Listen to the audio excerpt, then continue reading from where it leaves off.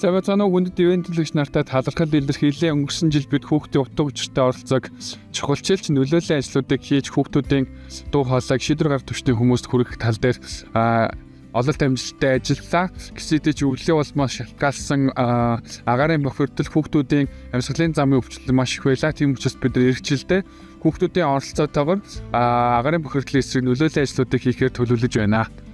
Семинар намайг шилжүүлдэг бидний зөвхөн хүүхдийн хөгжиж байна.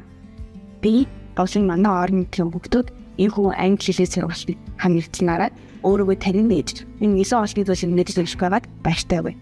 Баярлалаа.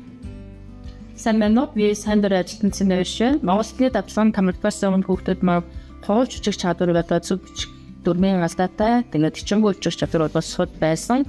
Давталгааны сургалтын төмөрчснараа бол зөв бичих чадвар бол эрс сайжирч байна. Хоолж үжих чадварын фотод бас ихэнх сайн болсон.